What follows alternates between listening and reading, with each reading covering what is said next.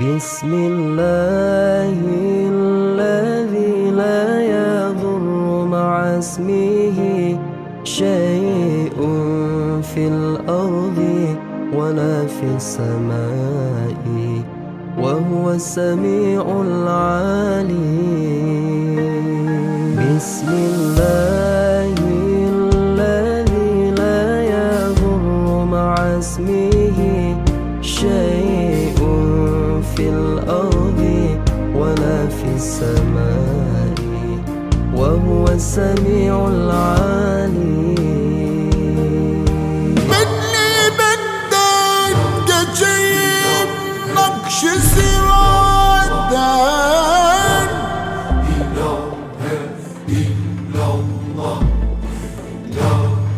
ويضر ما بيني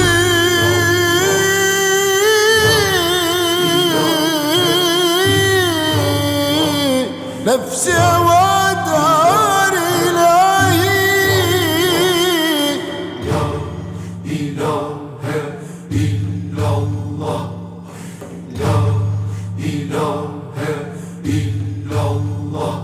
bakma yüzüme. Bismillahirrahmanirrahim. Taklim kita hari ini bab baru ya. Fa'lam annahu mukjizatul Quran, kategori ini termasuk tasawuf dan zikir ya. Langsung aja ke taklim bab 1. Assalamualaikum warahmatullahi wabarakatuh. Kita awali dengan syahadat dulu. Asyhadu alla ilaha illallah wa asyhadu anna Muhammadur Rasulullah.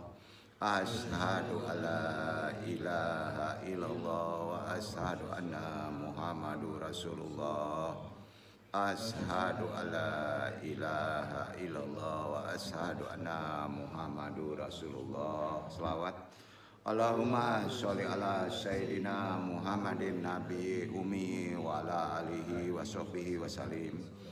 Allahumma sholli ala sayyidina Muhammadin nabi ummi wa ala alihi wa sahbihi wa salim. Allahumma sholli ala sayyidina Muhammadin nabi ummi wa ala alihi wa sahbihi wa salim.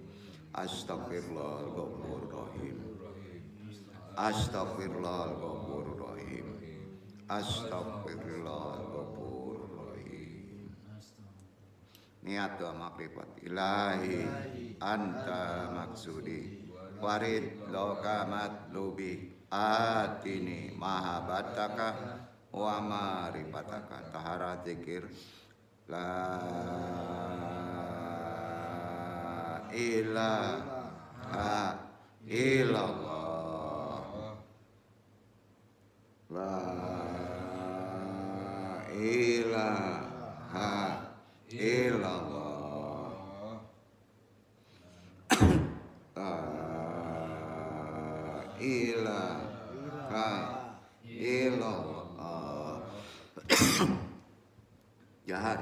La ilaha illallah, la ilaha illallah, la ilaha illallah, la ilaha illallah, la ilaha illallah, la ilaha illallah, la ilaha illallah, la ilaha illallah Muhammadur Rasulullah. Ila hadiniya sholihi wa ila hadrati Nabi Mustafa Muhammad sallallahu alaihi wasallam bil barakah wal karomah. Syekh Abdul Qadir waliullah bi syafaat Nabi Muhammad bismillah. Faridullahi ya Allah, ya Allah, ya Allah. Innaka la kulli syai'in qadir, tapi catat dina kesangniat.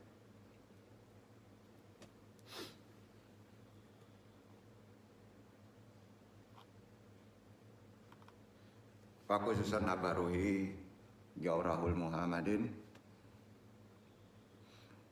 Wabil khusus Muhammad Nabi Yunaka wabil khusus hadiri Al-Mahdi Khalifatul Radin, wabil khusus arwahi juriyatihi, wa khususan arwahi muslimin mukminin wa muslimin. Al-Fatihah.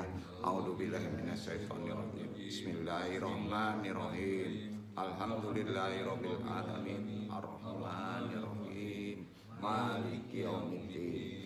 Iyyaka na'budu wa iyyaka nasta'in. Ihdinas siratal mustaqim. Siratal ladzina an'amta 'alaihim ghairil maghdubi 'alaihim waladdallin.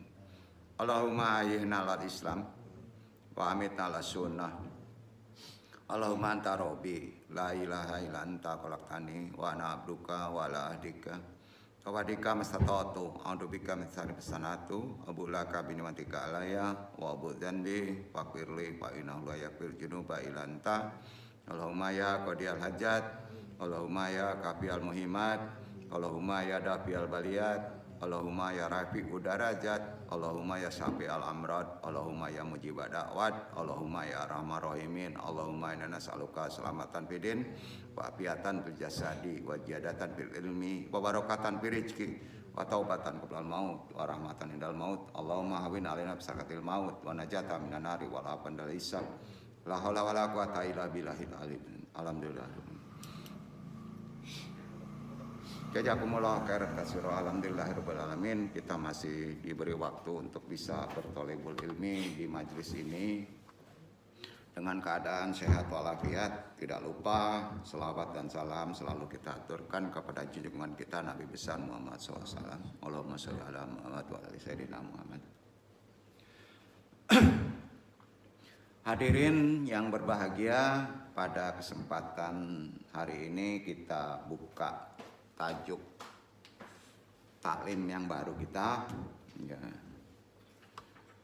dengan judul tadi sudah disebut Fa'lam annahu mubtijatul Quran. Fa'lam annahu sering disandarkan kepada kalimat la ilaha illallah sebelum kita berzikir. Sebelum kita taklim, kita tetap berdoa dulu. Rabbi shrah li sadri wa yassir li amri wahlul 'uqdatam min lisani yafqahu qawli. Ya Allah, mudah-mudahan melapangkan untukku semuanya yang hadir hari ini, dimudahkan semua urusannya dalam menjalani kehidupan ini, dan uraikan semua simpul pengikat taklim ini agar pentaklim maupun penelit taklim bisa memahaminya dan Allah meridhoinya. Amin amin ya rabbal alamin. Amma ba'du, langsung aja ke sasaran taklim.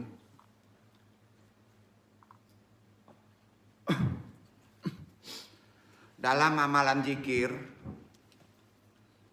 berjamaah, ada zikir berjamaah. Ya. Biasanya kalau zikir itu dipimpin oleh seorang guru, wakil talqin atau seorang ustadz, istiqosyah lah biasa disebut ya.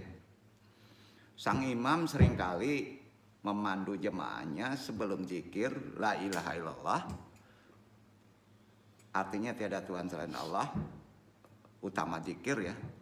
Itu diawali dengan kalimat afdalul zikri fa'lam annahu. Ya, rata-rata ya. Ini sebetulnya maknanya kurang tepat dalam gramatikal bahasa Arab. Ya. Tapi dibolehkan. Ternyata kalau dia mengucapkan pakai kalimat tadi diawali sebelum zikir, itu harus paham si imam itu. Kalau diawali dengan afdalu zikri fa'lam annahu, artinya itu kita baru dalam tahap awal. Baru tahap awal itu artinya menerangkan itu zikir begitu. Tapi kalau sudah ahli nggak perlu, gramatikalnya nggak tepat. Ya, ini perlu disampaikan. Kenapa? Karena kadang-kala kita disuruh memimpin doa kan. Ya. Nah kalau itu sifatnya umum, nah, orang lain itu tidak ada bermajelis, awali selalu afdalul zikri fa'lam annahu ya. Tapi kalau itu sudah ahli dalam satu majelis, dibolehkan juga langsung ke misalnya ilayan tamaksudi waridlo kamatlubi atini mahabataka wa marifataka, langsung lah. Nah, itu. Jadi tidak ada keterangan untuk memahami konsep zikir itu. Padahal zikir itu memang penting karena zikir terkait dengan ilmu ya. Ini dikritik di kitab Jami'us Syogir karya Jalaluddin Asyuyuti ya. Ini kalau ada kitabnya lihat aja di halaman 665, referensinya di juz 3 ya. Beliau di kitab itu menulis begini. Ashqasul ladina yadkuruna bil ba'di ati abdalu dzikri falam annahu la ilaha illallah muktiuna wala yumkin yankukal inna syahihah. Abdalul dzikri la ilaha illallah. Artinya gini, orang yang berzikir dengan awalan abdalul dzikri fa'lam annahu la ilaha illallah, dikritik oleh kitab ini, itu salah. Ya. Tidak bisa di-i'rab. Arti di-i'rab itu secara benar, secara gramatikal sebetulnya. Artinya ke sana. Ya. Karena abdalul dzikri la ilaha illallah itu tidak boleh diawali dengan abdalul dzikri, langsung aja la ilaha illallah. Nah, maknanya begini. Kalau kita mau mengamati dari kitab itu, jangan sampai kita nanti ngikuti taklid, gitu ya. Taklid ke kitab itu kita nggak boleh, nanti bid'ah, gitu. Bukan begitu. Di sini letaknya pemahaman taklim. Jadi kan di sana ada kritik dari kitab yang dibuat oleh Jalaluddin Asyuyuti tadi ya. Dalam kitabnya kan sebetulnya itu kalau kita mau merenung itu hanya sisi i'rab. I'rab itu keteraturan susunan bahasa ya saat memulai zikir ya dengan afdalul zikri fa'lam annahu ya.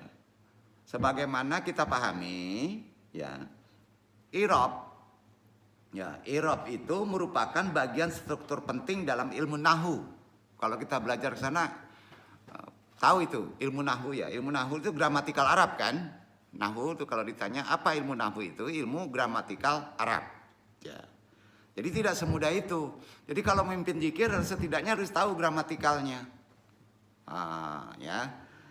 Kritik tadi itu mengarah pada prediksi fa'lam annahu yang dikritik oleh Suyuti itu, Jalaluddin Suyuti itu. Pada kata-kata fa'lam annahu sebelum zikir yang bisa mengacaukan struktur bangunan i'rabnya, struktur bangunan kalimatnya. Ya. Untungnya di Indonesia kan banyak yang ngerti bahasa Arab. Makanya dia nggak ngerti. Tapi kalau itu menghadapi orang Arab yang ahli ilmu nanti jadi kacau bangunan susunan katanya itu. Ya. Seperti Mubashir Al-Awabin ini i'rabnya salah. Ya, susunan kalimatnya salah. Tapi dibolehkan, ya. Nah, disinilah kita belajar sedikit ilmu nahwu ya. Jadi nggak semudah itu kita melafadzkan suatu zikir diikuti oleh jemaah, takutnya ada yang tahu, ya. Nah, jadi i'rabnya harus tahu. Jadi lafadz abdalul zikri langsung disambung la ilaha illallah. Jika kita urai i'rabnya maka af'alu az-zikri la ilaha illallah itu menjadi mubtada. Artinya mubtada ini letak awal kalimat bisa diartikan menjadi isim yang akan diucapkan bukan la ilaha illallah tapi afdalul zikri. Jadi pokoknya afdalul zikri gitu. Jadi pengikutnya itu la ilaha illallah. Padahal inti yang kita mesti ucapkan adalah la ilaha illallah. Nah, itu yang disebut pengertian mubtada. Nah, ini sedikit wawasan aja untuk memahami konteks kita kalau memimpin suatu jamaah baik itu dalam aurat berdoa. Ya. Jadi isim yang jadi awal kalimat itu jangan sampai salah. Prioritasnya kan la ilaha illallah. Ya. Jadi itu jadi mubtada yang afdalul adzikri. Nanti ditakutkan yang dilafadzkan afdalul adzikri. Gitu maksudnya. Ya. Jadi bisa dijadikan isim yang menjadi awal kalimat. Karenanya berupa susunan idhofah dan la ilaha illallah berstatus sebagai kabar. Jadi la ilaha illallah itu hanya kabar untuk menyikirkan afdalul adzikri. Nah, gitu maksudnya. Nah, isim yang melengkapi makna mubtada, bukan faktor induk. Sampai di sini mungkin paham ya maksudnya ya. Jadi ini banyak terjadi masalahnya. Mungkin kalau kita sedikit paham ilmu nahwu akan tahu itu ya. Tapi nggak apa-apa dong sampaikan dulu. Jadi artinya zikir itu ada ilmunya, ada syarat dan ada adabnya. Tidak mudah seperti apa kita bayangkan. Beda ya mempelajari bahasa Quran, itu beda lagi. Kalau zikir ini ada konteks dengan tahara, pembersihan. Ya. Irabnya jelas harus tanpa ada sisipan yang memisah. Pola langsung seperti ini yaitu tanpa sisipan fa'lam annahu, tanpa itu. Ya. Itu biasa dipraktikkan orang yang sudah ahli dalam ilmu nahwu, orang yang sudah ngerti dalam zikir. Ya. Jadi sebenarnya juga digunakan dalam beberapa hadis. Di hadis itu ada fa'lam annahunya juga. Di antaranya dalam Sunan At-Tirmizi nomor 3383, Sunan Ibnu Majah 3800, Sunan An-Nasai 1599, Sahih Hibban 846 pakai fa'lam annahu, diawali itu ya. Jadi dalam hal ini beberapa kitab hadis lain juga ada yang seperti itu. Itu sebetulnya secara gramatikal salah, tapi menerangkan sebelum zikir begini dulu, itu jangan sampai dijadikan sebagai isim. Ya. Artinya apa yang dikatakan pada kitab Al-Jami'us Shaghir, selain memiliki argumen keteraturan struktur bangunan dari i'rab atau kalimat, juga landasan normatifnya dari hadis juga mesti kita pahami secara benar. Hal ini bisa dipahami karena sisipan fa'lam annahu justru sedikit mengacaukan bangunan keteraturan mubtada dan khabar. Kira-kira gitu deh ya. Jadi lafal fa'lam annahu bisa dikatakan merebut status kabar yang mesti diucapkan la ilaha illallah. Yang ditakutkan nanti diucapkannya bukan la ilaha illallah. Duduk ya. Nah itu. Yang seharusnya menjadi kabar dari la ilaha illallah bukan afdalul zikri. Kalau kita urai prediksinya atau diksinya, afdalul zikri fa'lam annahu la ilaha illallah sering diucapkan oleh ulama-ulama yang akan memimpin istiqosah dalam zikir atau aurat ya. Itu sering diucapkan. Secara gramatikal itu salah, tapi mereka mengucapkan menjelaskan bahwa mereka itu zikir itu ada tata aturan ilmu dan adabnya gitu. Jadi penjelasannya. Maka dalut zikir menjadi mubtada, fa'lam menjadi kabar. Takutnya begitu, berbentuk fi'il amar yang menyimpan domir mustatir wujud berupa anta ya. Nah, ini agak pusing tapi Anda harus menyebutnya. Jadi annahu menjadi maf'ul dari fa'lam. Ya. Kemudian la ilaha illallah menjadi kabar. Kan jadi nggak tepat. Disitulah gramatikal Arab susah, nggak semudah itu. Ya.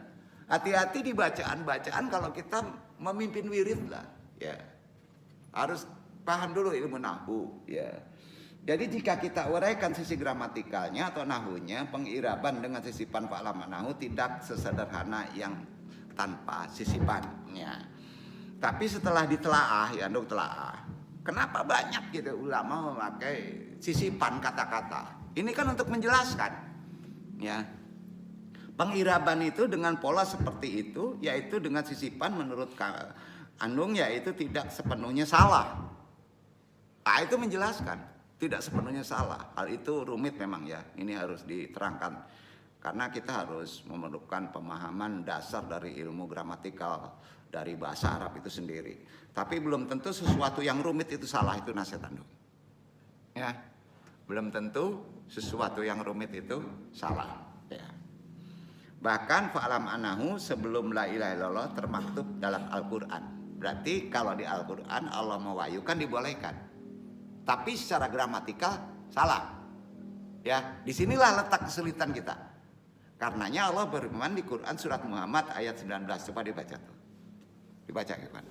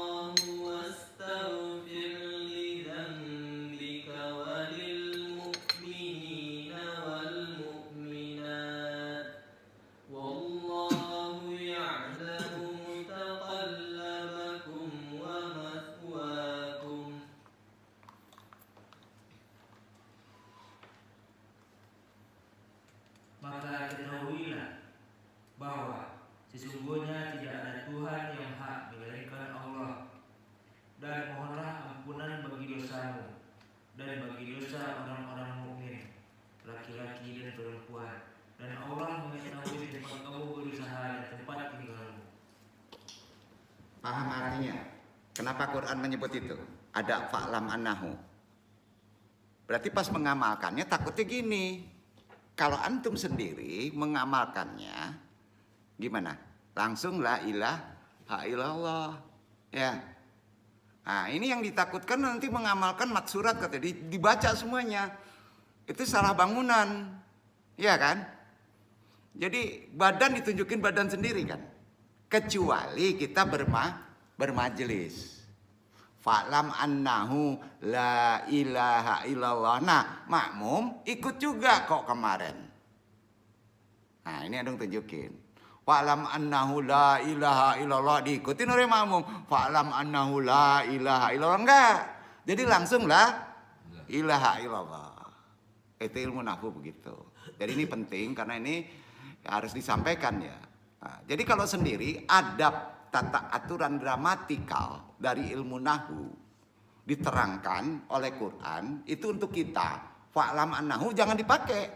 Langsung la ilaha illallah. Tapi kalau berjamaah orang nggak ngerti, kita menerangkan pakai fa'lam annahu. Duduk. Nih, kira-kira gitu. Jadi zikir la ilaha illallah baik dengan sisipan fa'lam annahu atau tidak, setidaknya kita sudah tahu perbedaannya. Ini khusus untuk pemimpin, untuk imam-imam yang memimpin misalnya berdoa bersama. Perbanyak pakai fa'lam annahu kalau itu banyak jemaah yang kurang paham. Tapi sayangnya kan di kita ini nggak ngerti bahasa itu ya. Jadi dijelaskan lagi. Kan artinya apa fa'lam annahu? Maka ketahuilah. Iya kan? Yang ditakutkan jadi isim nanti. Ya. Yang disuruh zikirnya fa'lam annahu. Bukan la ilaha illallah, itu yang ditakutkan. Jadi boleh-boleh aja tapi udah tahu perbedaannya. Nah, ini sebenarnya ada ilmu untuk memimpin ya. Sebenarnya memiliki landasan gramatikal dan normatif ya, yang harus kita ketahui. Keduanya bisa dibenarkan tapi penempatannya yang harus kita pahami ya. Karenanya pendapat Andung sebagai petaklim, sisipan kata fa'lam annahu artinya maka diketahuilah memiliki dua keutamaan lain ya. Keutamaannya pertama ya, fatikru yajibu an yakuna mashuban bil fam wal ilmi wala yakuna syahlan wallahu sirutan wa adabun. Jadi zikir itu kita pahami ya, harus diiringi dengan pemahaman, pengetahuan. Harus ada ilmunya. Tidak digampangkan dan ada syarat serta adabnya. Kalau zikir itu ingin menjadi solusi. Ada ilmunya. Makanya kalau zikir akan diterangkan itu harus diawali dengan pemahaman. Nah, seperti di kitab tadi, di firman Allah tadi di Muhammad, maka ketahuilah. Menjelaskan. Ya, menjelaskan itu sisipan. La ilaha illallah itu sangat penting. Itu menjelaskan ke ilmu. Jadi, itu adabnya dari kita melakukan zikir, ya. Tidak digampangkan dan ada syarat serta adabnya. Zikir itu harus diiringi dengan pemahaman dan pengetahuan. Itu poinnya. Nah, banyak orang udah zikir aja. Ini bukan mempersulit agama. Ya. Kalau baca Quran ada istilah latihan, tapi kalau zikir sudah ada berhubungan. Maka adabnya harus tinggi. Ya. Itu ilmu yang sudah sampai kepada zikir, kita akan segera menolaknya kalau kita sedang buang hadas. Bisa nggak? Paham ya? Misal buang kencing, kita nggak boleh. Ingat Allah, hati-hati itu. Ada disebut perbedaannya, membaca doa itu beda dengan ingat Allah. Nah, di sini makanya perlu dipahami konteks-konteks berzikir itu harus dilatih. Kalau sudah terlatih, pas kita melakukan ke jelekan, pas kita melakukan maksiat, ya, kita akan diisi dengan istighfar. Walaupun istighfar itu kata disebut zikir juga, tapi itu dalam konteks yang berbeda. Ya. Makanya dalam beberapa taklim, khususnya Risalah Andung ya, selalu Andung ingatkan, khusus ikhwan akhwat jemaah untuk bisa sekali lagi berulang-ulang menjiwai kata-kata ini isim la ilaha illallah dengan awalan makomat yang disebut jahar dulu. Ditegaskan dengan jahar dulu. Ya. Karena penjiwaan itu akan bisa hadir jika kita mengilmui, datang dari dan dikaji di majelis zikir. Tidak bisa sendiri. Ya. Dimasukkan dulu, dijaharkan dulu. Nah, apa yang terucap oleh lisan harus didengar dulu. Ya. Itu perlu orang yang mendengar. Ya. Sehingga yang keluar dari mulut bukan semata repetisi lafal. Ya. Tetapi harus disertai dengan pemahaman dan ilmu. Setuju kan? Nah, selain itu saat menafsirkan surat Muhammad 19, ya, juga Imam Jalaluddin Asyuyuti dalam tafsir Al-Jalalain berkata begini. Dunya Muhammad ala ilmika bizalika nafi fil kiamati. Artinya, terus meneruslah engkau wahai Muhammad pengetahuanmu atas hal itu. Artinya, terus meneruslah walaupun udah tahu la ilaha illallah. Dilafadzkan terus menerus, dijaharkan terus menerus kalimat la ilaha illallah, karena itu bermanfaat kelak di hari kiamat. Tidak semudah apa yang dibayangkan zikir itu. Nah, yang kedua, pengetahuan atas kalimat isim la ilaha illallah ini mengantarkan seseorang ke surga. Ya. Itu syafaatnya. Karenanya dalam hadis riwayat Muslim dari sahabat Utsman bin Affan, Rasulullah bersabda begini. Man mata wa tayallahu ya'lamu la ilaha illallah dakhalal jannah. Artinya, barang siapa yang meninggal sementara dia mengetahui, mengilmui, memahami kalimat la ilaha illallah, bahwa tidak ada Tuhan selain Allah, maka dia dijamin masuk surga. Itu jadi nggak semudah ngomong begitu, karena pas dia udah sakratul maut la ilaha illallah, pada refleksi belum tentu, kecuali kalau dia sudah mengamalkannya bertahun-tahun, mengilmui kalimat la ilallah. Ya. Jadi hadis tadi selain diriwayatkan oleh Muslim nomor 145 juga terdapat dalam kompilasi hadis Mustad Ahmad bin Hanbal nomor 464, Sahih Ibnu Hibban nomor 201, Sunan An-Nasai nomor 1993 dan beberapa kitab lain. Jadi sahih. Jadi tidak semudah itu zikir la ilaha illallah sembarangan melafadzkannya, kecuali didasari dengan adab, ilmu dan syarat-syarat dan tahu gramatikal nahwunya kalau kita bersama-sama. Oleh karena itu sisipan Fa'lam Annahu yang Anung jabarkan ini, ya ini terkait dengan mukjizat Al-Quran ya, dari konteks bahasa. Ya, ini memang sudah agak lebih ke dalam, tapi perlu dijelaskan. Jadi sisipan Fa'lam Annahu yang artinya maka ketahuilah masih perlu dilanjutkan, khususnya yang baru mengamalkan zikir. Bukan jadi inti. Tentu saja pilihan sang imam zikir atau komando zikir yang menuntun zikir tanpa fa'lam annahu juga tidak masalah kalau dia sudah mengerti ilmu zikir. Ya, nah, sampai sini ya, paham ya maksudnya ya. Nah, masing-masing memiliki landasan argumentasinya, jadi tidak khilafiyah untuk diperdebatkan. Karena di dunia awang-awang YouTube ada yang membid'ahkan pakai fa'lam annahu, ada yang membolehkannya sandarannya tadi ngikuti daripada Quran, tapi setidaknya kita udah tahu ternyata itu boleh dengan perbedaan kalau itu menerangkan ilmu. Nah, dan kalau sudah paham boleh langsung la ilaha illallah ya, kira-kira gitu ya. Jadi pembaca biasa melakukan mana, yang penting berzikir harus ada guru dulu yang memimpinnya sampai kita mahir ya. Dasar bisa berzikir dengan benar, dasarnya tentu ada di Al-Quran. Tidak semudah itu, pastilah ya. Ini bukan mempersulit ya. Nah, untuk mempelajari ya, memahami kandungan setiap ayat yang ada dalam Al-Quran ya, baca ayat Al-Quran nih ya, itu kan memerlukan banyak ragam ilmu ya, mulai dari ilmu agama, tafsir, bahasa Arab, tajwid, asbabun nuzul, nasyik, mansyuk, ayat yang turun di Mekah, ayat Makkiyah dan Madaniyah, dan banyak lainnya. Ini tidak semudah itu, Pak.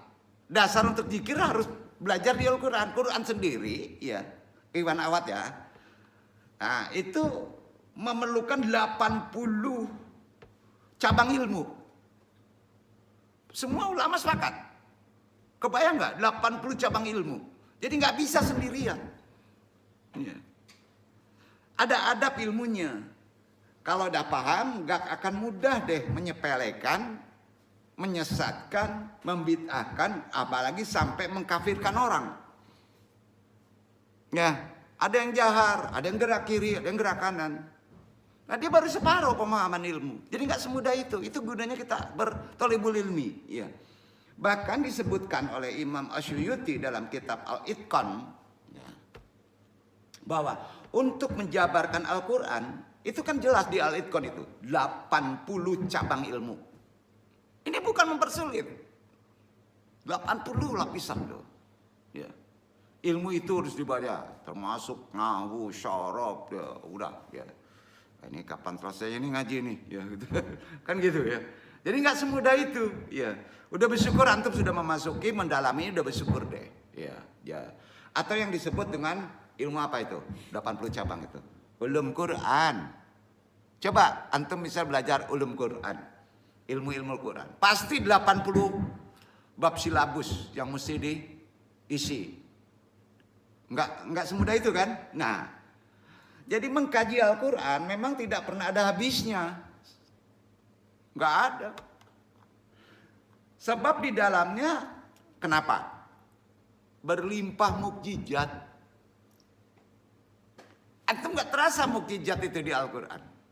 Karena antum enggak sampai ilmunya. Belum sampai. Ya.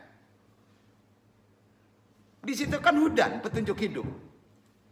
Pembeda antara hak dan batil. Kitab yang dijaga langsung keasliannya oleh Allah. Ya? Iya kan? Nah, juga terus sejalan dengan kemajuan ilmu pengetahuan. Berubah nggak Al-Quran? Sampai zaman Apollo, sampai sekarang. Enggak kan? Karena dijamin oleh Allah, itu mukjizat. Kitab yang lain, Injil, Zabur, berubah. Ya. Di sana ada 2 wahyu. Ini andung garis bawahi yang paling mudah aja supaya kita tahu mukjizat Quran. Fa'lam annahu mukjizatul Quran. Nanti kaget-kaget nih, ya. Jadi ada 2 wahyu yang diturunkan di kota Mekah, namanya surat apa? Di Quran ada tuh. Makkiyah. Iya kan? Nah, pertanyaannya, kenapa diturunkan di Mekah dan kenapa diturunkan di Madinah? Mukjizatnya apa? Yang diwahyukan di kota Mekah disebut surat Makkiyah, yang diturunkan di Madinah disebut Madaniyah. Hal ini penting ya, kita pahami ya. Karena surat Makkiyah itu berkaitan dengan tema-tema dasar tauhid. Setuju? Ajaran tauhid Islam. Artinya kalau antum ya dapat surat makiyah membaca, itu nggak boleh digunakan ini. Imani aja. Sampai, jangan coba, kalau kita belum sampai, jangan coba mentafsirkan. Paham ya? Itu ulama. Udah deh, kata Allah ini Allah ahad, kul huwallahu ahad, kan makiyah. Jangan ahad itu apa, dibagi itu apa, nggak boleh. Jangan. Jadi yang turunnya sifatnya di Mekah, takbit Quran saja. Duduk ya. Imani saja. Nah. Yang kedua, yang turun di Madinah terkait hal yang sifatnya apa? Furu'iyah, fikih, sejarah, kehidupan sosial, zakat, betul kan? Betul kan? Itu boleh dijabarkan, boleh. Sekarang renungkan, kita ini ya, kita amati di luar. Banyak gak orang mentafsirkan sesuatu kepada surat tauhid di medsos? Banyak gak? Banyak kan? Nah, kita udah tahu adabnya ya. Coba kalau antum mau mentafsirkan di Madinah aja, cari aman. Sandaran dalilnya Quran surat Al-Ikhlas. Makna Allah, heboh nanti. Betul kan? Jadi kenapa Quran dipenggal? Turun di Mekah, turun di Madinah. Kalau turun surat Makiyah, kuncinya jangan ditafsirkan, imani saja. Karena terkait ketauhidan. Yang furu'iyah di Madinah itu jabarkan. Karena itu terkait fikih, ya, terkait hubungan sosial. Jadi kalau kita sebagai ulama, misalnya khususnya di bulan Ramadan, kan lagi rame-ramenya dakwah ini. Dasarnya, sumber dalilnya, istidlal dalilnya Quran surat Al-Ikhlas. Waduh, sering jadi masalah itu. Sebaiknya kita menyandarkan kepada sumber dasarnya kepada yang turun di Madinah. Itu konteksnya, karena itu sifatnya furu'iyah. Nah, di sini perlu kita pahami Al-Quran secara benar, diturunkan atau diwahyukan berangsur-angsur. Pertanyaan lagi, kenapa Quran diturunkan berangsur-angsur? Ya. Nggak sekaligus kan? Ya. Dengan durasi waktu yang cukup lama. Durasinya kan lama itu, berapa puluh tahun tuh. Nah. Al-Quran awalnya tidak menyebutkan bahwa, awal durasi Quran tidak menyebutkan arak kamar itu haram. Ada itu awalnya. Nah, walaupun demikian juga Al-Quran tidak menyebutkan halal, tidak mengharamkan, tidak menghalalkan. Itu awalnya berangsur-angsur, ya. Sehingga terjadi peristiwa saat itu dalam sejarah ini sahih peristiwanya. Abdurrahman bin Auf, salah seorang sahabat Nabi, pernah mengundang Sayyidina Ali dan beberapa sahabatnya untuk makan. Makan-makan lah di rumahnya. Termasuk di dalam dihidangkan khamar, minuman yang mengandung alkohol, arak. Hingga membuat kesadaran mereka terganggu semuanya. Hal ini terjadi sampai mendekati sholat. Pada saat itu Ali diminta menjadi imam. Dengan keadaan yang sedang dalam keadaan pengaruh khamar tadi, setengah mabok, akibatnya apa? Bacaan Ali surat Al-Kafirun dibacanya salah. Salah. Dari peristiwa itu turun ayat. Kan berangsur tuh. Baru turun karena ada peristiwa, turun ayat yang mengharamkan khamar. Dijelaskan di An-Nisa. Ya. Nah, ayat 43 baca deh.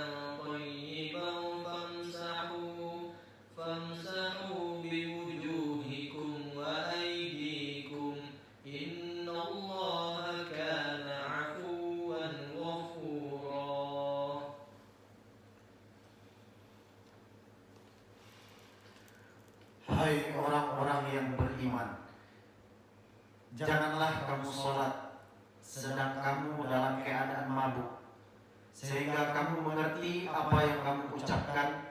Jangan pula hampiri masjid sedang kamu dalam keadaan junub, terkecuali sekedar berlalu saja hingga kamu mandi. Dan jika kamu sakit atau sedang dalam musafir, atau kembali dari tempat buang air, atau kamu telah menyentuh perempuan kemudian kamu tidak mendapat air, maka bertayamumlah kamu dengan tanah yang baik suci. Sapulah mukamu, tanganmu, sesungguhnya Allah Maha Pemaaf lagi Maha Pengampun. Sampai ya. Jadi udah tahu asbabun nuzul surat ini. Berarti ada sahabat yang melanggar karena belum turun. Makanya kalau orang berbuat dosa jangan langsung kafirin dong. Nah, itu ya. Jangan dulu, nggak boleh. Ya. Jangan-jangan dia nggak ngerti. Gitu. Ya. Makanya menjelaskan zikir juga ada ilmunya kan. Nah itu maksudnya. Ya. Jadi pada saat yang lain juga terjadi peristiwa nih, turun juga ayat nih. Sampai berantem. Ya. Menyebabkan antara sahabat Nabi ribut, bertikai, dan membuat salah satu terluka. Ya. Padahal udah Islam tuh, tapi belum turun ayat penuh, sempurna belum. Makanya syariat juga ada makomatnya, bukan torekot aja. Ada derajatnya, berangsur-angsur. Ya. Nah disitulah kita kearifan kita. Jangan mudah mau menyalahkan orang dulu. Jangan-jangan orang itu baru sampai situ pemahamannya. Ya. Nah. Jadi menyebabkan sahabat itu ada yang terluka, yang tidak lain karena pengaruh khamar, mabok. Ya. Kejadian itu turun ayat 2 nih, Al-Maidah 90 dibaca Ikhwan. Nah itu dia. Yang pertama tadi Nisa, nggak boleh mendekati sholat kalau dalam keadaan masih belum sadar. Udah kepikir.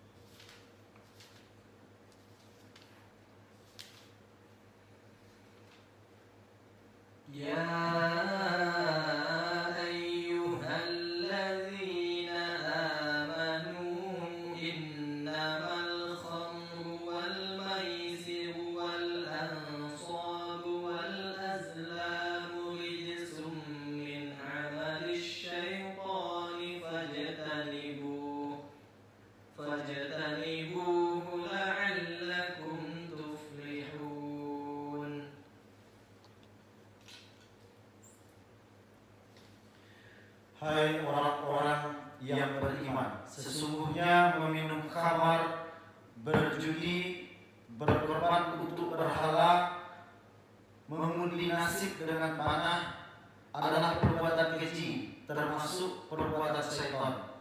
Maka jauhilah perbuatan-perbuatan itu agar kamu mendapat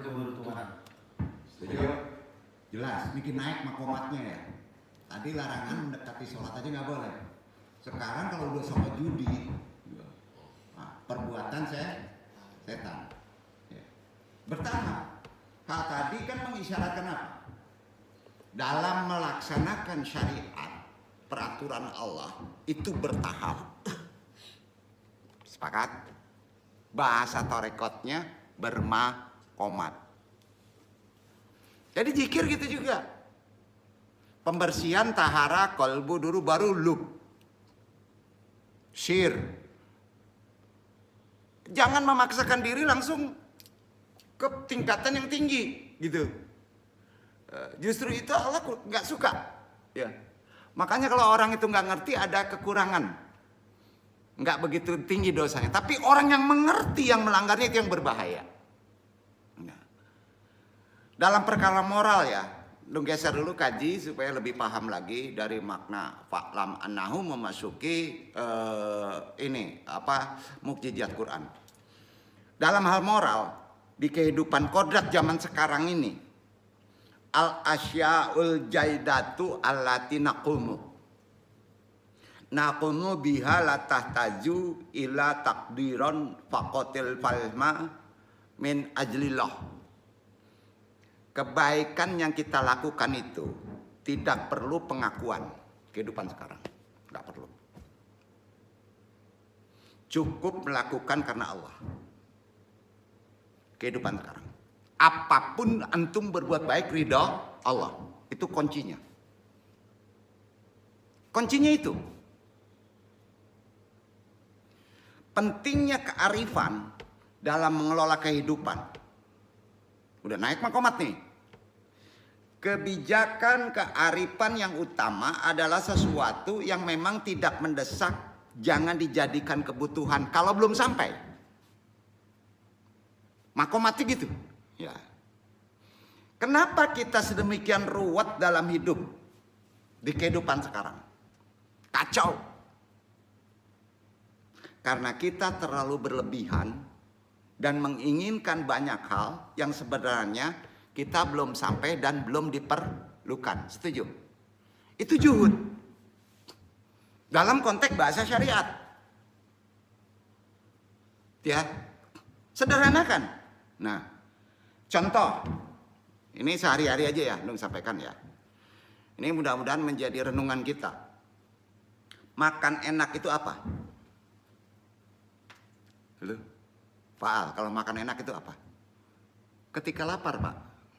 Setuju, Pak?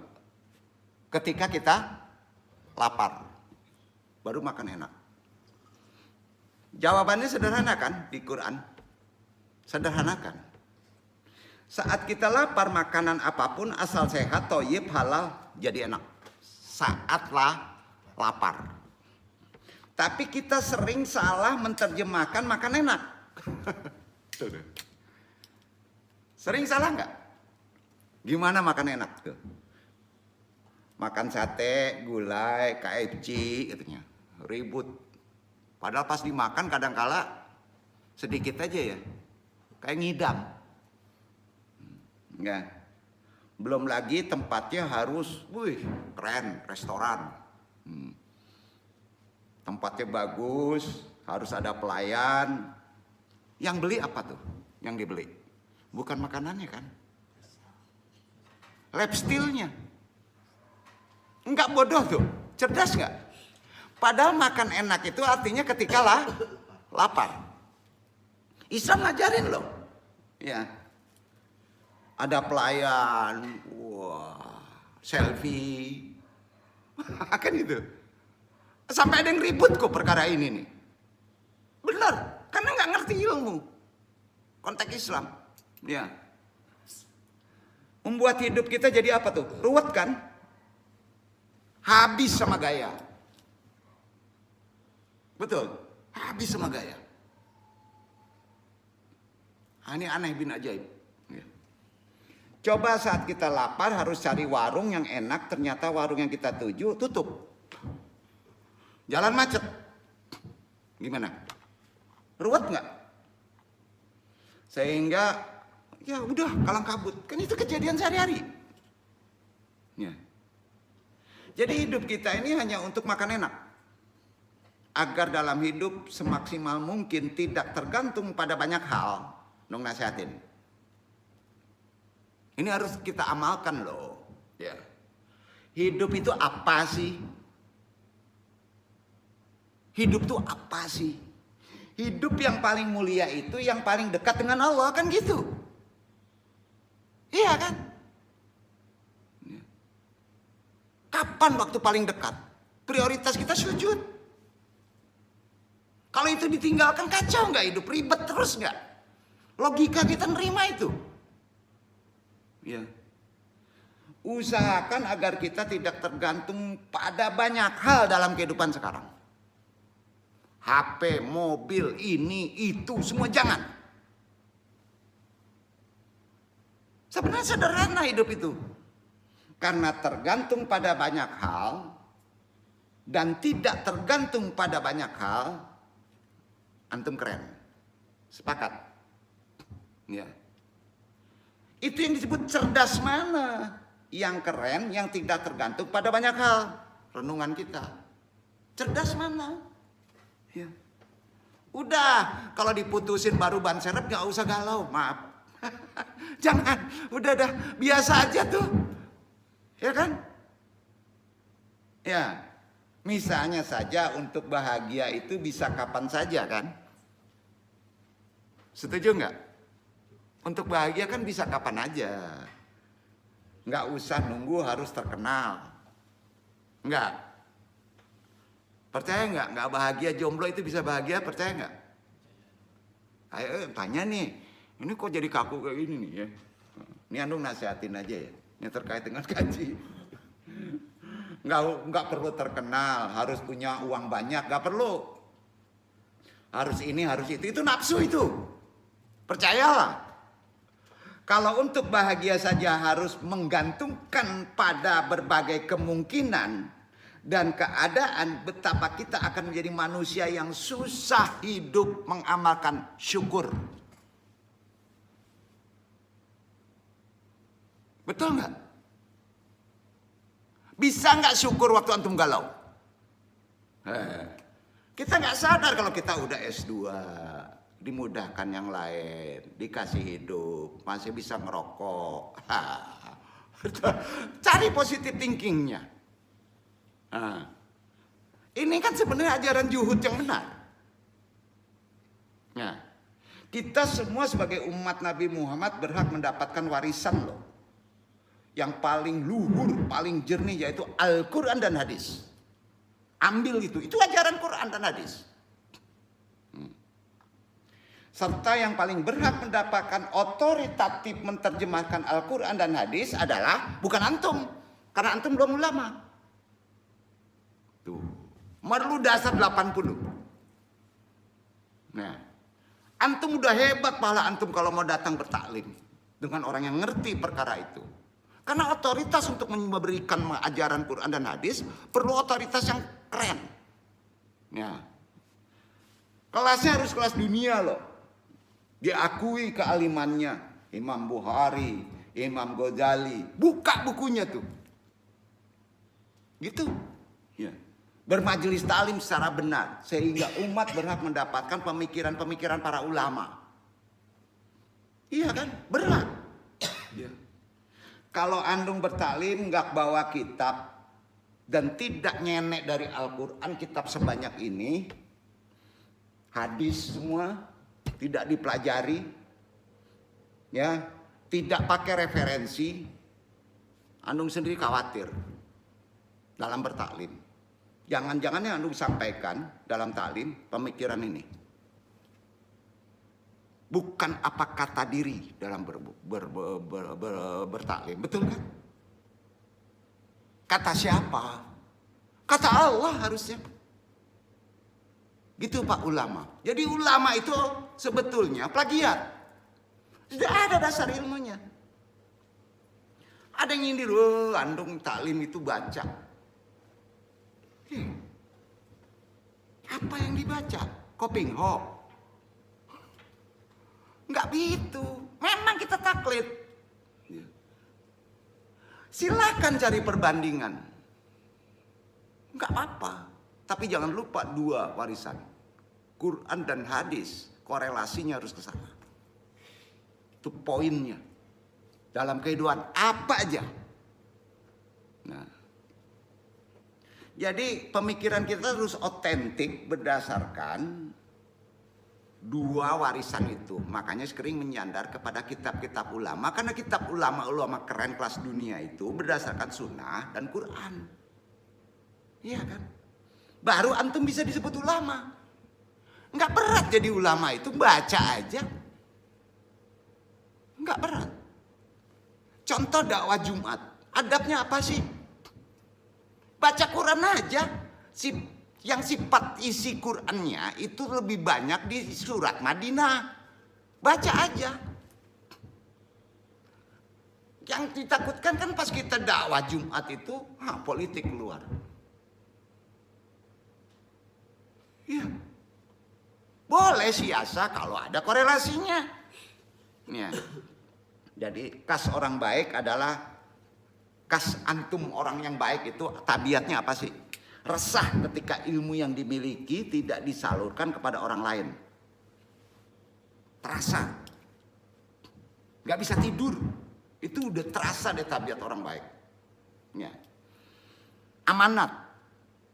Pertama bagi ulama ilmu dari Allah hukumnya wajib.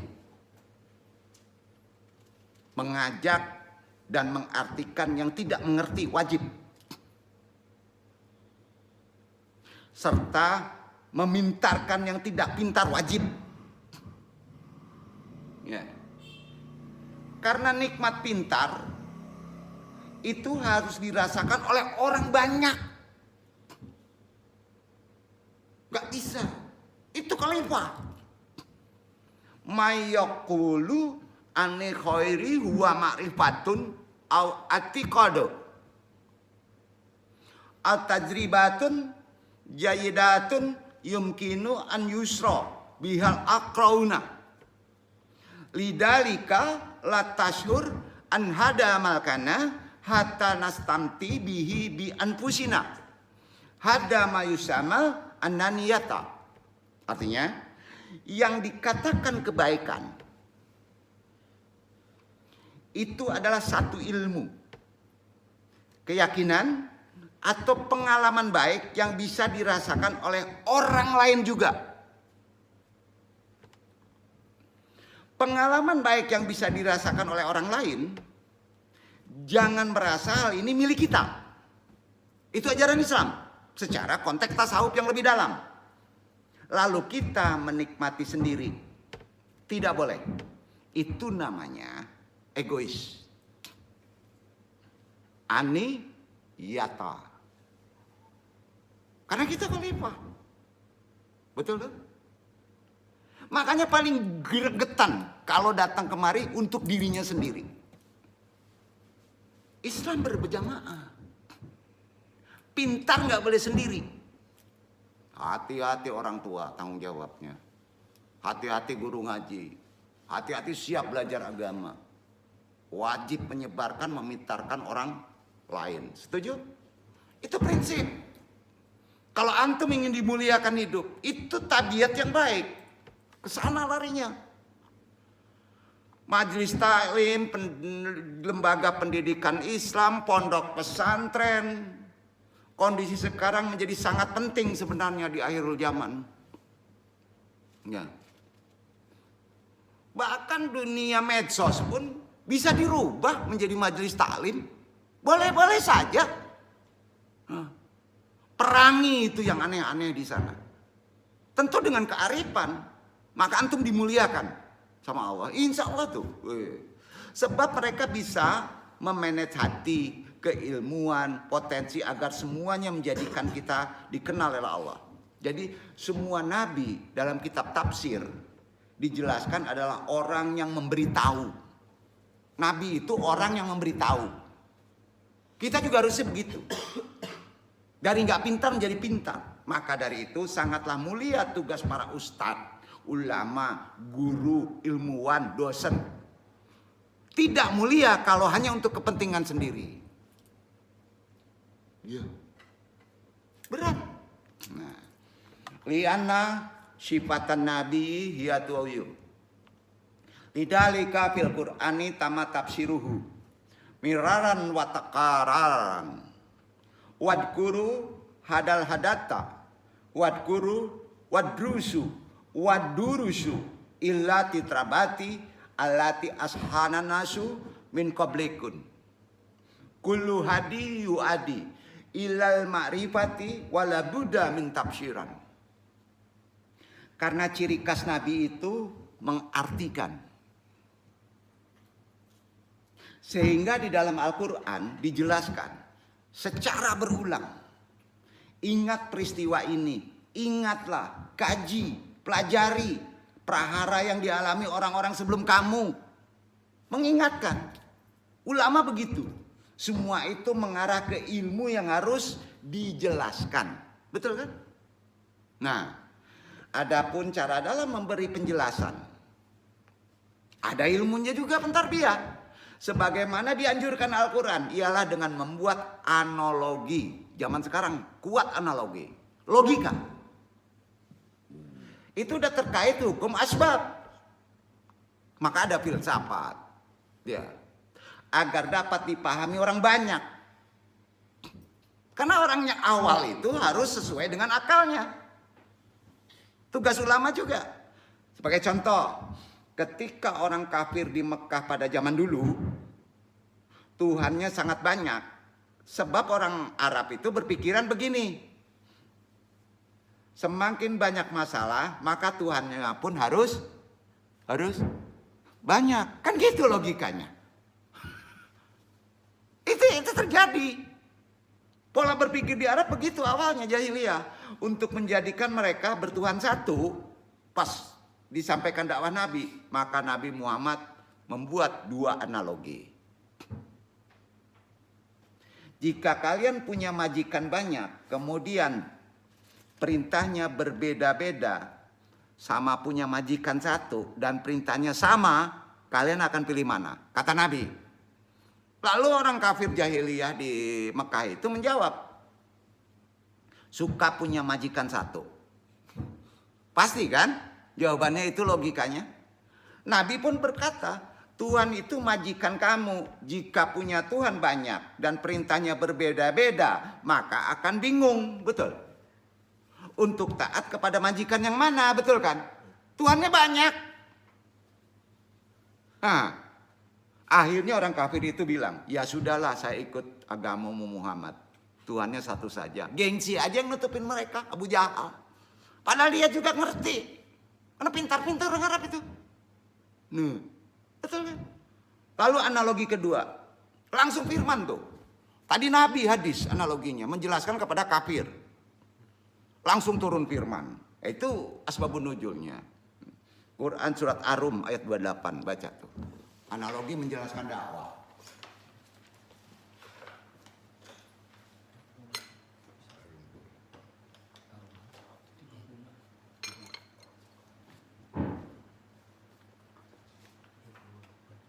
Daraba.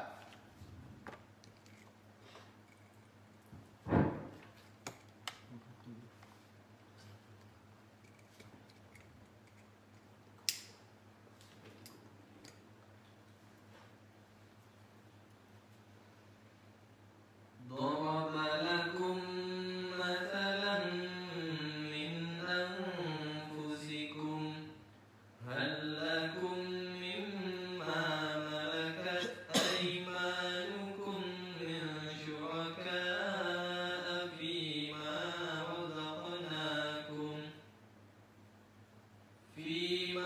رزقناكم فأنتم فيه سواء تخافونهم كخيفتكم أنفسكم كذلك نفصل الآيات لقوم يعقلون.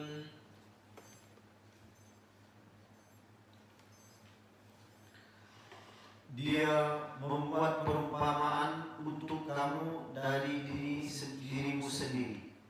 Apakah ada di antara hamba sahaya yang dimiliki oleh tangan kananmu sekutu bagimu dalam memiliki rezeki yang telah kami berikan kepadamu. Maka kamu sama dengan mereka dalam hak mempergunakan rezeki itu.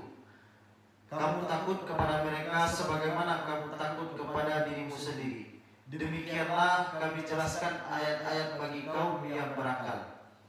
Kaum yang ngerti gini ya, kita analogikan dulu secara logika biasa dulu ya. Ayat ini begini. Mudah-mudahan Allah meridhoi. Jadi memaknai firman Allah pada analogi kedua ini kan firman. Yang pertama hadis tadi kita Nabi kan. Nah, jika seorang membeli kendaraan umpama mobil dengan uang hasil kerja kerasnya sendiri dari warisan orang tua umpamanya hak kita atau dari apa saja yang sumber materinya miliknya. Kemudian ada orang yang merasa memiliki kendaraan tersebut seperti pemiliknya. Ya. Hal tersebut menjadi peristiwa aneh untuk kehidupan umum. Betul kan? Aneh. Tidak ikut beli kendaraan tetapi merasa memiliki, menguasai, memakai sama seperti pembelinya. Kan aneh. Logikanya gitu kan? Nah, sama halnya dengan Allah. Sama. Allah juga ada logikanya. Yang menciptakan langit dan bumi dengan sendiri. Allah kan menciptakan langit bumi kan nggak keroyokan sendiri. Iya kan? Nah, betul kan nih? Lalu kemudian ada Tuhan-Tuhan yang dipertuhankan oleh kita ikut menuhani bumi. Sementara tidak terlibat dalam menciptakan langit dan bumi. Nah, umpanya Ikhwan Rio ikut nggak ciptain sungai? Enggak kan? Sama dengan gitu. Kira-kira gitu deh gitu. Ya, jadi untuk menuhani bumi dan langit harus ikut menciptakan bumi dan langit. Prinsipnya kan gitu. Nah, sementara kita tahu pencipta langit dan bumi sendirian Allah. Itu tauhid. Namun Allah secara indah menjelaskan betapa naifnya teori syirik. Itu maksudnya. Sangat jelek teori syirik itu. Teori menuhankan selain Allah. Kan ke sana larinya. Nah, dengan analogi, jika kita punya barang yang dibeli dengan harta dan aset kepunyaan kita, apakah kita ridho? Coba tanya pada diri. Ridho nggak kita nih? Jika ada orang lain merasa memiliki barang itu setingkat kita dan merasa persis dalam penguasaan barang milik kita. Jawab sendiri. Ini manusiawi. Pasti kita tidak mau tuh. Logikanya gitu. Begitupun dengan Allah. Masa yang tidak ikut menciptakan langit dan bumi kamu pertuhankan setingkat Allah? Betul kan? Nah, dari peristiwa tadi akhirnya menyembah Lata Uzza. Iya kan? Dan beberapa orang musyrik sadar dengan analogi itu dan mereka pun mau bertauhid menyembah Allah. Kalau ngerti ilmu tauhid dari firman tadi, maka dijelaskan dengan hadis yang di awal. Islam itu agama ilmu, bro. Kalah itu sains. Agama yang dimulai dengan kata-kata apa? Fa'lam annahu. Itu awalnya. Fa'lam annahu. Jadi keyakinan akidah la ilaha illallah nggak bisa diduakan. Itu talqin. Kita sering menduakan apa ke logika. Betul kan? Nah, harus dibangun berdasarkan ilmu. Betapa mulianya para pengumpul ilmu. Hidup antum tuh. Keunggulan antara mukjizat Al-Quran dengan deretan mukjizat harus kita pahami dalam konsep ini. Karena dari sana sumbernya ketauhidan itu. Para nabi sebelum Nabi Muhammad SAW. Dengan mukjizat Nabi ada perbedaan Quran itu. Mukjizat yang dimiliki nabi lainnya jauh berbeda dengan Al-Quran. Jauh, paling tinggi Quran. Cuman kita nggak sadar. Ya. mukjizat mereka sifatnya hisisiyah, yang nabi-nabi itu hisisiyah, bisa dilihat. Quran sulit dilihat mukjizatnya, memerlukan kebersihan kalbu. Betul nggak nih? Benarnya akal. Al-Quran akliyah namanya. Itu mukjizat tertinggi. Bingung? Mukjizat Quran tertinggi adalah mukjizat Quran akliyah, bukan hisisiyah. Hisisiyah ada pada nabi lama mukjizatnya. Yang rasional. Misalnya dengan tongkat Nabi Musa, mukjizat Nabi dulu nih, yang bisa membelah laut. Mukjizat seperti itu justru menimbulkan banyak keraguan di kehidupan sekarang karena kuatnya asbab, betul kan? Misalnya Ikhwan Rio bawa tongkat Nabi Musa, atau Pak Jokowi ada yang nyindir bawa tongkat Nabi Musa nih. Umpama pasti nanti ada yang tanya tuh. Pasti Andung sendiri yang duluan tanya nih. Tongkatnya terbuat dari apa? Kan gitu. Logika tuh. Asli atau enggak? Sudzon. Iya kan? Bakalan nanya tongkatnya itu asli apa enggak, Pak? Betul kan? Nah, lah kalau gitu kan ujungnya ribet. Ribut nggak?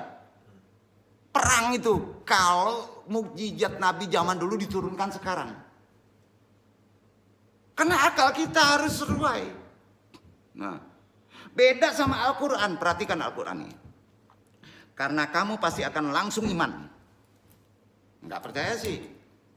Pasti langsung iman. Ini bukan talqin, ini kata Quran. Kalau kita tahu ilmu. Mukjizat yang rasional justru yang akan langgeng sampai kiamat.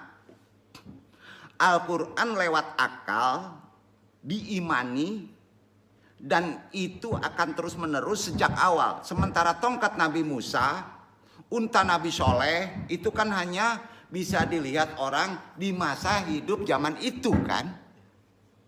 Iya kan? Udah manasa. Yang hidup setelahnya enggak akan melihat kan? Dan akan hilang dengan matinya orang-orang yang menyaksikan langsung mukjizat itu kan? Nah, kalau setelah ya kita beriman, sudah tentu wajar untuk menunjukkan ketidakmampuan, tak perlu harus membelah lautan. Quran aja. Hanya menantang dengan mengumpamakan seperti seekor nyamuk, kata Allah. Di Quran ada tuh. Firman-Nya Al-Baqarah 26, baca dulu deh. Itu mukjizatnya. Bukan tongkat, nyamuk. Nyamuk kan sering kelihatan tuh. Coba perhatiin, ini nyamuk.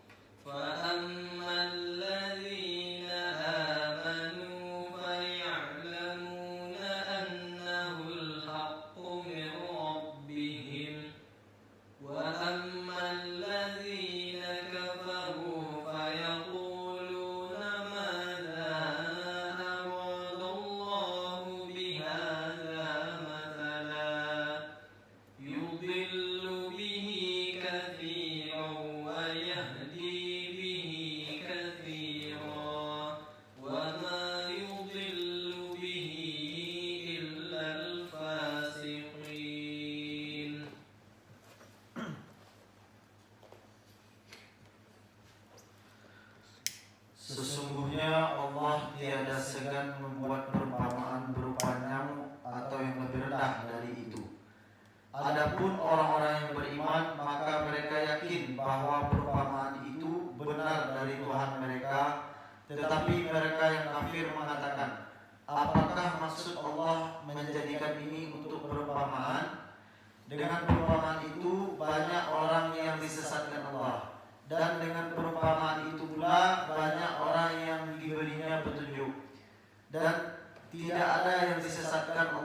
kecuali orang-orang yang fasik.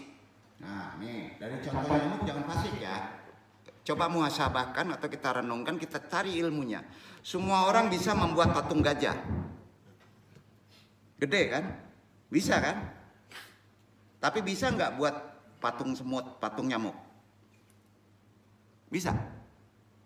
Alatnya ada udah kalah. Gede. Sulit kan?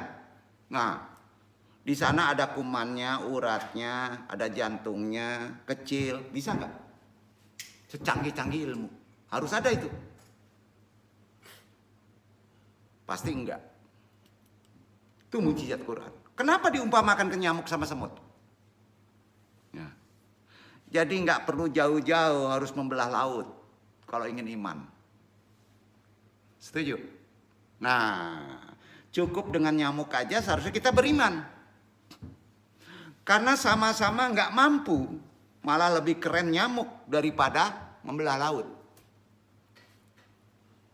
Kok nggak mau kita menggali ya? Pemahaman konsep ini namanya izad. Nanti di bab kedua Anung jabarkan untuk mengolah lapisan Quran yang lebih dalam. Nah, mungkin berat ngaji nih. Izad, ya. Yang sifatnya umum dulu, mukjizat Al-Quran khususnya. Dengan rekonstruksi atas pemahaman-pemahaman yang telah disampaikan secara umum oleh para ulama. Tetap Andung mengkorelasikan dengan kitab-kitab ulama lama. Ya. Rekonstruksi yang dimaksud kan memperbaiki, meluruskan, membangun kembali beberapa bagian dari pemahaman umum supaya kita lebih jelas. Jangan terlalu jauh, tongkatlah dicari-cari lah. Pakaian, topi Nabi Muhammad, rambut. Udah menasak itu. Quran aja dengan logika Quran yang benar itu gimana secara tuntunannya. Jadi itu ada di kajian izad Quran, mukjizat Quran di bab kedua. Insya Allah nanti kalau masih diberi waktu Andung akan jabarkan. Wabillahi taufiq wal hidayah. Banyak maaf. Wassalamualaikum. Ada yang kabatannya. Ayo, sebelum kita tutup kita tutup dulu Iko. Wassalamualaikum warahmatullahi wabarakatuh. Silakan. Ya Allah, ya Tuhanku, jika rezekiku berada di atas langit, maka turunkanlah. Jika berada di dalam bumi, maka keluarkanlah. Jika sukar atau dipersulit untuk kudapat, maka mudahkanlah. Jika tercampur tanpa sengaja dengan yang haram, maka sucikanlah ya Allah. Jika jauh, dekatkanlah dengan hak duha, keelokan, keindahan, kekuatan, dan kekuasaan-Mu ya Allah. Datangkanlah padaku apa yang Engkau datangkan kepada para hamba-Mu yang soleh. Amin ya Allah ya Rabbal Alamin.